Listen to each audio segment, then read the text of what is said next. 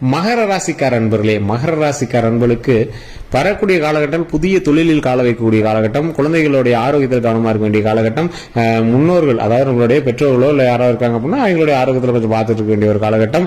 நல்ல ஒரு முதலீடு எடுத்து ஒரு விஷயத்தில் நீங்க வந்து போடக்கூடிய ஒரு நேரமாக இந்த நேரத்தை வந்து நீங்க யோசிச்சுட்டு இருப்பீங்க. இதை பண்ணலாமா வேண்டாமா அப்படின்னு யோசிச்சுட்டு இருக்கக்கூடிய ஒரு காலகட்டத்தில் இருப்பீங்க. நிலபலன்களை வந்து சரி பண்ணி அதை வந்து இன்னொரு புது லேண்ட் வாங்கலாம் அப்படிங்கிற ஒரு கேள்விக்குறியான மைண்ட்ல வந்து நீங்க வந்து வெயிட் பண்ணிட்டு இருப்பீங்க.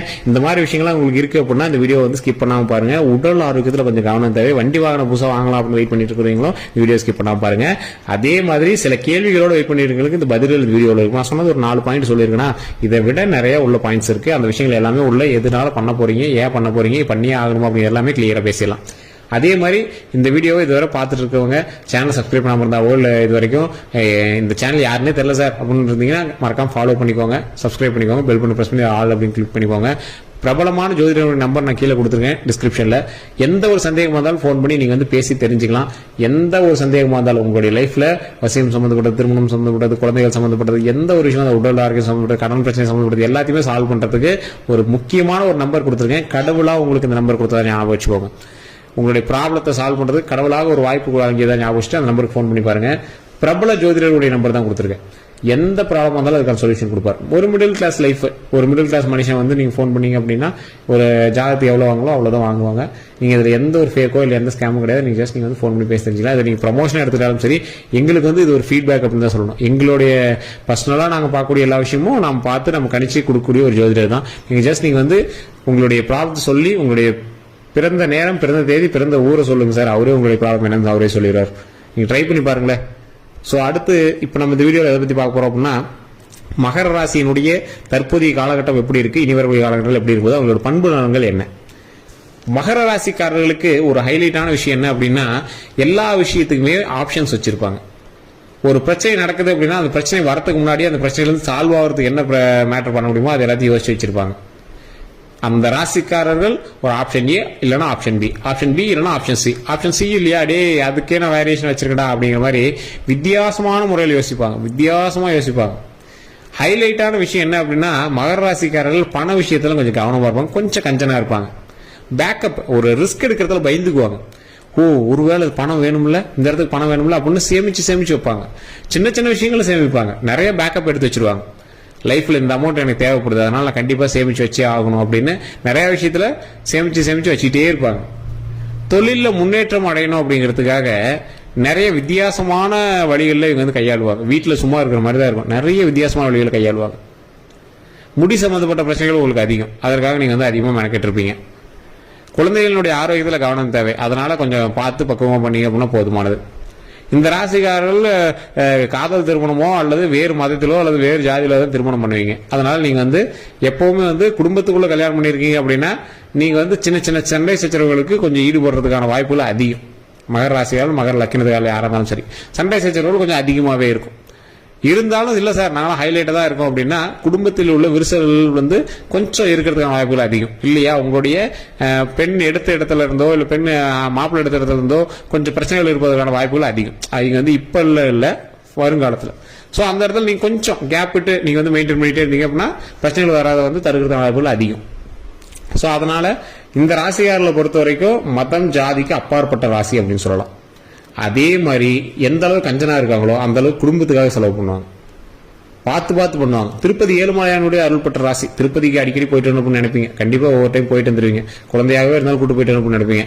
பேரக்கோட குழந்தை வைக்கக்கூடிய பேரக்கோட சயின்டிபிக்கா யோசிச்சு அதில் ஆன்மீகமா யோசிச்சு வைக்கக்கூடிய ராசி. ஆன்மீகத்தில் கொஞ்சம் ஈடுபாடுகள் அதிகம், ஜோதிடத்தில் ஈடுபாடுகள் அதிகம். ஸோ எல்லா இடத்தையும் கொஞ்சம் யோசிச்சு பண்ணுவீங்க. நல்ல ஒரு படிப்பறிவு இருக்குது. 2-3 விஷயத்துல திறமையை பயன்படுத்துறது பார்ப்பீங்க. கவர்மெண்ட் உத்தியோகத்துல அதிக ஆற்றல் காட்டுவீங்க. கவர்மெண்ட் உத்தியோகத்து போனா பரவாயில்லையே அப்படின்னு நினைப்பீங்க, அதுக்கு ஆற்றல் காட்டுவீங்க. அப்படியே இல்லைனாலும் நீங்க வந்து நார்மல் பிசினஸ் தொட்டீங்க அப்படின்னா அதுலேயே ஹைலைட்டா நிறைய வருமானத்தை எடுத்துருவீங்க. இந்த ராசிக்காரர்களை பொறுத்த வரைக்கும் மிகப்பெரிய ஆளுமை கொண்ட ராசி அப்படின்னு சொல்லலாம். ஒரு விஷயத்த பண்ணுவோம், ஆனா நீங்க பண்ண மாட்டீங்க, வேற ஒரு ஆள்கிட்ட டெமோ பார்த்து தான் பண்ணுவீங்க. அவன் பண்ணா பிரச்சனை இல்லை பாத்துக்கலாம், அவன் பண்ணா பிரச்சனை இல்லை பாத்துக்கலாம், அப்படிதான் நீங்க வந்து யோசிப்பீங்க. தொழிலும் சரி கல்வியும் சரி எந்த ஒரு இடத்துக்கு நீங்க போனீங்க அப்படின்னாலும் அந்த இடத்துல கொஞ்சம் பொறுமையா ஹேண்டில் பண்ணீங்க அப்படின்னா போதுமானது. நீங்க ரிஸ்க் எடுக்க மாட்டீங்க, மற்றவங்க போய் நிற்க மாட்டீங்க. இருந்தாலும் கொஞ்சம் மற்றவருக்கும் ஒரு சாட்டிஸ்பேக்ஷனா பண்ணீங்க அப்படின்னா போதுமானதா இருக்கும். நீங்க எப்படி அப்படின்னா உங்களை எல்லாரும் செல்ஃபிஷ் அப்படின்னு சொல்லக்கூடிய அளவுக்கு இருப்பாங்க.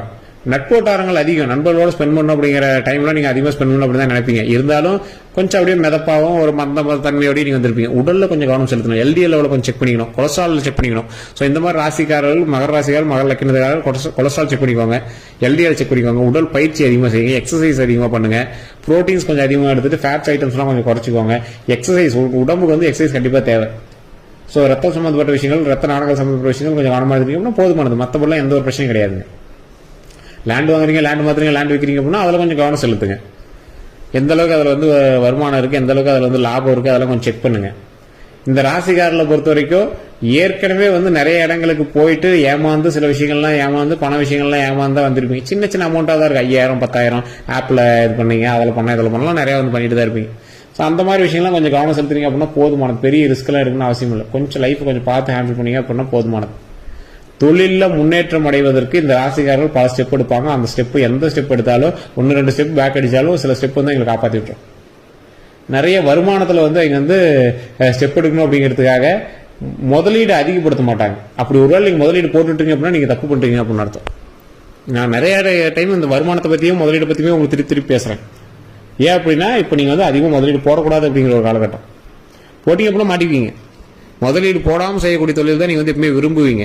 இப்போ வந்து புதுசாக அவங்க சொல்கிறாங்க லாபம் வருது அதுன்னு ட்ரை பண்ணுறீங்க.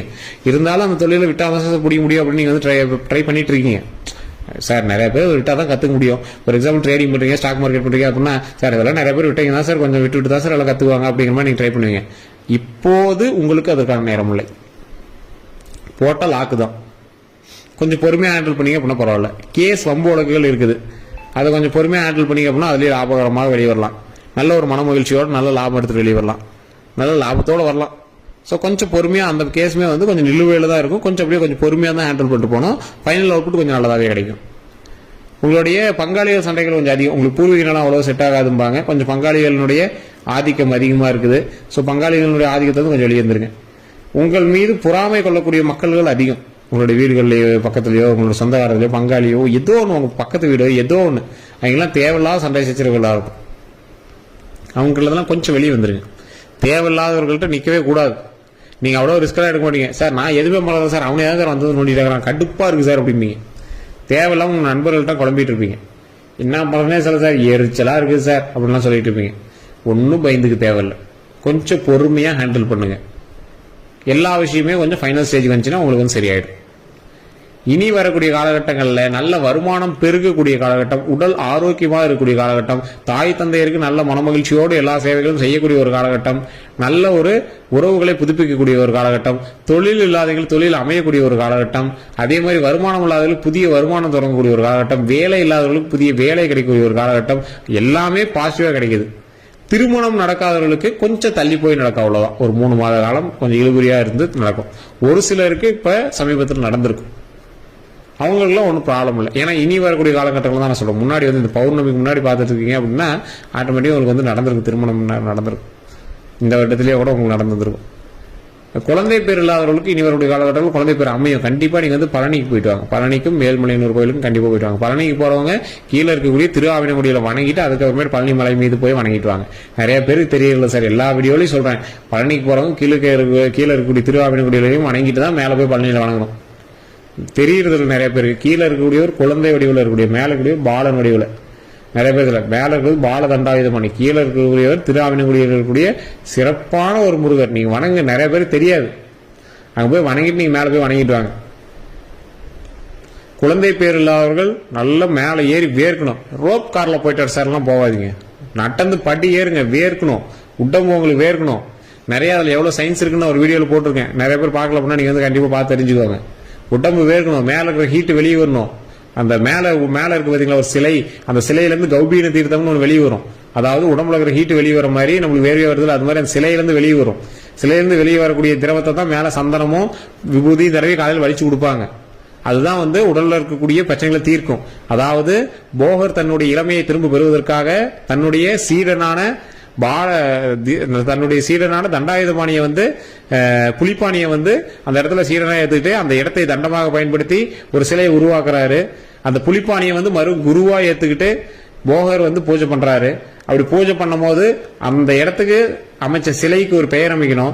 அந்த பெயர் தான் வந்து பாலனாக ஒரு சிலையை உருவாக்கினேன், மறுபடியும் பாலனாக மாறுவதற்கு பால தண்டாயுத பாணி, புலிப்பாணியை பயன்படுத்தி அந்த தண்டத்தை பயன்படுத்தி, தண்டம் அப்படிங்கிறது அந்த இடம், அந்த தண்டம் அங்க இடத்துல புலிப்பாணியினுடைய அருளால புலிப்பாணியவே அவர் குருவா ஏத்துக்கிட்டார், தன்னுடைய சீரனையே குருவா ஏத்துக்கிட்டு மறுபடியும் தன்னுடைய இளமையை பெறுவதற்காக தான் அந்த சிலைக்கே பேர் வச்சார். பாலனாக மாறுவதற்கு தண்டம் அப்படிங்கிற அந்த இடத்தை பயன்படுத்தி புலிப்பாணியினுடைய ஆசையோடு அந்த சிலையை உருவாக்கியதனால்தான் அந்த சிலையின் பெயர் பால தண்டாயுத பாணி. சோ மறுபடியும் இளமை பெருகணும் அப்படிங்கிறதுக்காக தான் அந்த இடத்துல இருக்கக்கூடிய சிலையை உருவாக்குனாங்க. மேல இருக்கக்கூடிய அந்த கௌபீர தீர்த்தத்தை வடியக்கூடிய பஞ்சாமிரத்தை வலிச்சு மக்களுக்கு கொடுப்பாங்க.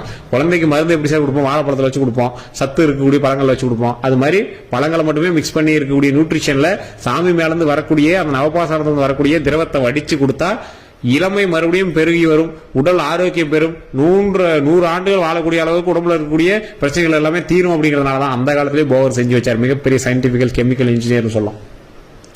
இப்ப நீங்க பழனிக்கு போறீங்கன்னா போறாங்க, ரோப் கார்ல போய் இறங்குறாங்க, சாமி அப்படியே விஐபி சீட்டு கொடுத்து சாமி பார்த்துட்டு டக்குன்னு வந்துடுறாங்க. நடந்து போய் வேர்த்து மேல சிகையில இருக்கக்கூடிய முடியெல்லாம் எடுத்து விட்டு மேலையும் வேர்த்து உங்க சிகையில இருந்து உங்களுடைய தலையிலிருந்து வேர்வை வெளியே வந்து சந்தனத்தை தடவி அதை கூல் பண்ணி மறுபடியும் மேல போய் பஞ்சாமிரத்தை சாமி மேல தடவை பஞ்சாமிரத்தை வாங்கி சாப்பிடணும். இப்ப நிறைய பேர் வேக்ஸ் எல்லாம் சாமி மேல தடவி இருக்காங்க, அது நிறைய கேள்விகள்லாம் வந்துட்டு தான் இருக்கு. பல சொல்றேன், அந்த இடத்துல சாமி மேல இருக்கக்கூடிய பஞ்சாமிரத்தை வாங்கி தடவி அதை மனிதர்களுக்கு கொடுத்து சாப்பிட சொல்லுவாங்க. அப்ப பிரச்சனை எல்லாம் சால்வ் ஆகுது அப்படிம்பாங்க. அதே மாதிரி அந்த சாமிக்கு மேல இருக்கக்கூடிய விபூதியும் சந்தனத்தையும் எடுத்து மக்களுக்கு கொடுப்பாங்க. அதை உடம்புல பூசிக்க நல்லது அப்படின்னு. சோ அதெல்லாம் தடவும் போது உடம்புல மிகப்பெரிய ஆற்றலும் உருவாகும், அருள் உருவாகும், ஆறா உருவாகும், உடல் பாலனாக மாறுவதற்கு மிகப்பெரிய சக்தி உண்டாகும். அதெல்லாம் பயன்படுத்தி தான் அந்த காலத்துல குழந்தை இல்லாதவர்கள் டக்கு டக்குன்னு குழந்தை கிடைக்கிறதான வாய்ப்புகள் அதிகமா இருந்தது.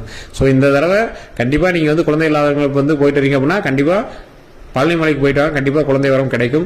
குழந்தையினுடைய உடல் ஆரோக்கியமாக இருக்கும், எல்லாருடைய உடலும் ஆரோக்கியமாக இருக்கும், மனமகிழ்ச்சியோடு நீண்ட ஆயுளோடு உடல் ஆரோக்கியத்தோடு நாம் வாழலாம்.